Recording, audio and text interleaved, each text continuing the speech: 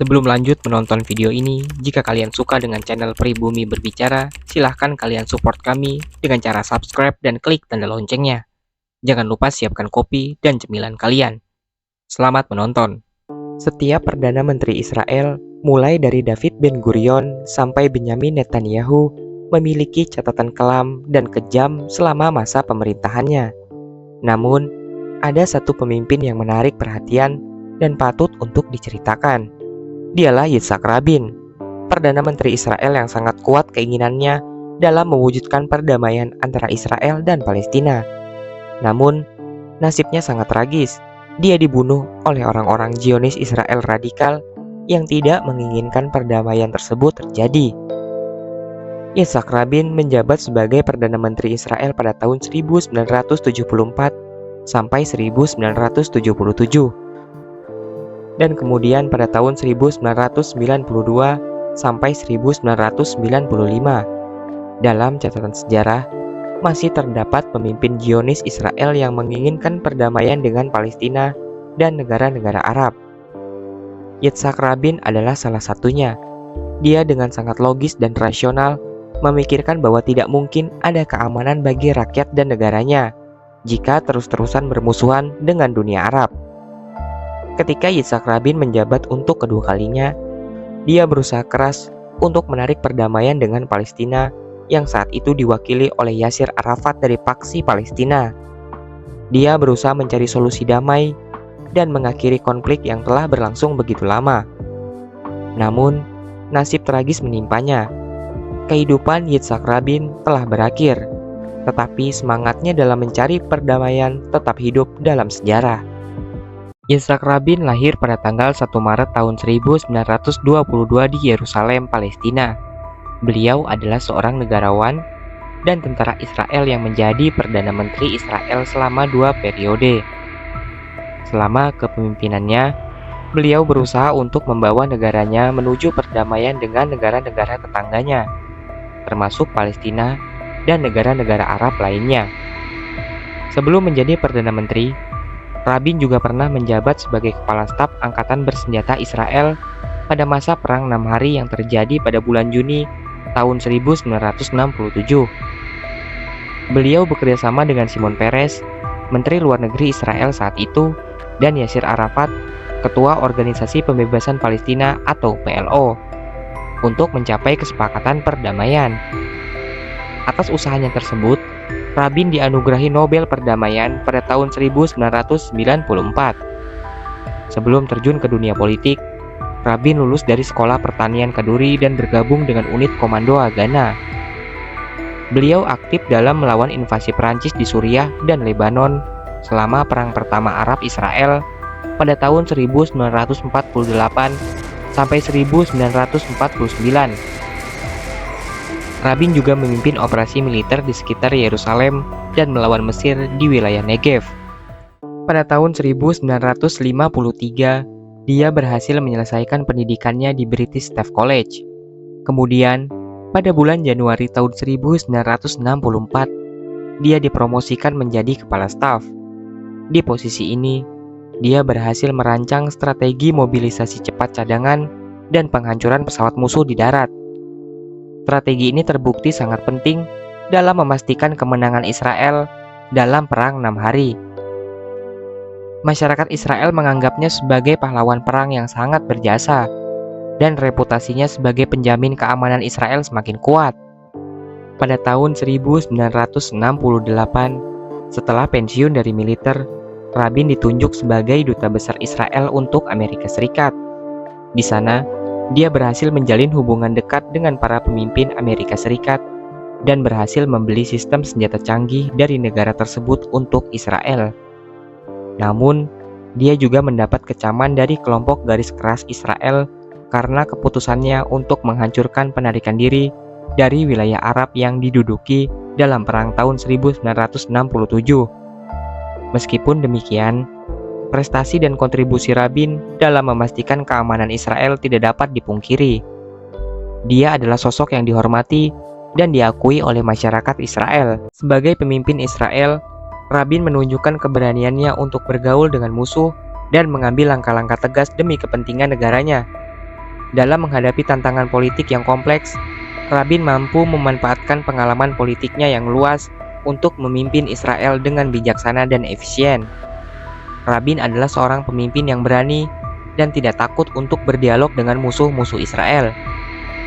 Meskipun pernah menjadi seorang jenderal dalam militer Israel dan terlibat dalam konflik-konflik bersenjata, Rabin menyadari bahwa perdamaian dan negosiasi adalah jalan yang lebih baik untuk mencapai keamanan jangka panjang bagi negaranya. Ia memahami bahwa konflik bersenjata hanya akan menyelamatkan situasi dan menimbulkan lebih banyak penderitaan bagi rakyatnya. Dalam upayanya untuk mencapai perdamaian, Rabin mengambil langkah-langkah tegas yang tidak selalu populer di kalangan pendukung garis keras Israel. Kemudian melakukan segera gencatan senjata dengan Suriah di dataran tinggi Golan, namun juga memerintahkan serangan yang berani di Entebbe, Uganda pada bulan Juli tahun 1976, di mana sandera Israel dan yang lainnya diselamatkan setelah pesawat mereka dibajak oleh anggota Popular Front for the Liberation of Palestine dan Red Army Faction, yaitu kelompok sayap kiri radikal Jerman Barat. Pencapaiannya yang paling bertahan lama selama masa jabatan pertamanya sebagai Perdana Menteri adalah perjanjian interim dengan Mesir pada tahun 1975 yang meletakkan dasar bagi perjanjian perdamaian permanen antara Israel dan Mesir yang dicapai pada tahun 1979. Rabin terpaksa mengadakan pemilihan umum pada bulan Mei tahun 1977, tetapi pada bulan April selama kampanye pemilihan, dia melepaskan jabatan Perdana Menteri dan mengundurkan diri sebagai pemimpin Partai Buruh setelah terungkap bahwa dia dan istrinya memiliki rekening di Bank Amerika Serikat yang melanggar hukum Israel. Ia kemudian digantikan sebagai pemimpin Partai Buruh oleh Shimon Peres. Rabin menjabat sebagai Menteri Pertahanan di pemerintahan koalisi Partai Buruh Likud dari tahun 1984 sampai tahun 1990. Menanggapi dengan tegas pemberontakan yang dilakukan oleh warga Palestina di wilayah pendudukan, kegagalan kebijakan yang keras untuk memadamkan pemberontakan meyakinkan Rabin bahwa dia merasa perlu terlibat secara politik dengan Palestina. Sementara itu, sikapnya yang keras selama karir militer dan politiknya telah menjamin kepercayaan publik terhadap kemampuannya untuk membuat konsensi tanpa mengorbankan keamanan. Pada bulan Februari tahun 1992, dalam pemungutan suara nasional oleh anggota Partai Buruh, ia mendapatkan kembali kepemimpinan partai dari Peres dan memimpin partai tersebut meraih kemenangan dalam pemilihan umum bulan Juni tahun 1992. Ia kemudian membentuk pemerintahan dengan mandat untuk mengupayakan perdamaian yang menjadi salah satu isu pemilu untuk memikat rakyat mendukung Partai Buruh. Setelah menjadi Perdana Menteri yang kedua kalinya, Rabin membekukan pemukiman baru Israel di wilayah pendudukan pemerintahannya, melakukan negosiasi rahasia dengan PLO, yaitu Palestine Liberation Organization, yang berpuncak pada perjanjian Israel-PLO atau yang dikenal dengan sebagai Perjanjian Oslo pada bulan September tahun 1993, di mana Israel mengakui PLO dan setuju untuk secara bertahap menerapkan pemerintahan mandiri terbatas bagi warga Palestina di tepi barat dan jalur Gaza. Pada bulan Oktober tahun 1994, Rabin dan Raja Hussein dari Yordania, setelah melakukan pertemuan secara rahasia, menandatangani perjanjian perdamaian penuh antara kedua negara. Perjanjian Oslo menghadirkan banyak kritik dari kedua belah pihak, baik dari Palestina ataupun dari Israel sendiri. Di sisi Israel, banyak orang menyebut perjanjian Oslo adalah sebuah kemunduran bagi negara. Tak hanya itu, beberapa pihak pun menyebut Rabin sebagai pengkhianat. Hasilnya, ia mendapat sebuah serangan mematikan dari seorang ekstremis Yahudi sekitar tahun 1995.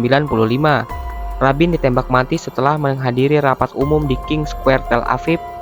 Kejadian terjadi ketika Perdana Menteri Israel itu berjalan menuju mobilnya. Tiba-tiba seorang ekstremis Yahudi yang bernama Yigal Amir menembaknya di bagian lengan dan punggung. Saat ditangkap, diketahui bahwa Amir memiliki koneksi dengan kelompok sayap kanan Yahudi yang bernama Eyal. Terkait alasannya, Amir menyebut Rabin berniat memberikan negara kami ke orang-orang Arab. Setelah penembakan Rabin, sebenarnya sempat dilarikan di rumah sakit Ichilov, namun nyawanya tetap tidak tertolong.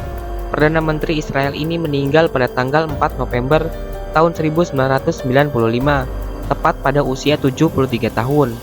Orang yang ingin mendamaikan Israel dan Palestina sekaligus mendapatkan Nobel perdamaian ini tewas di tangan orang radikal yang tidak ingin hal itu terjadi. Tapi mau bagaimanapun, usahanya dapat kita apresiasi, karena jarang sekali pemimpin Israel yang seperti ini. Ketika usaha perdamaian ini dilakukan, tentunya kaum Zionis radikal tidak akan tinggal diam dan melakukan pembunuhan bahkan terhadap pemimpinnya sendiri. Informasi ini bisa bermanfaat untuk kita semua. Jika kalian suka dengan video ini, silahkan berikan jempol ke atas.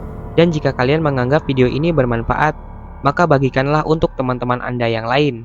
Terima kasih sudah menonton.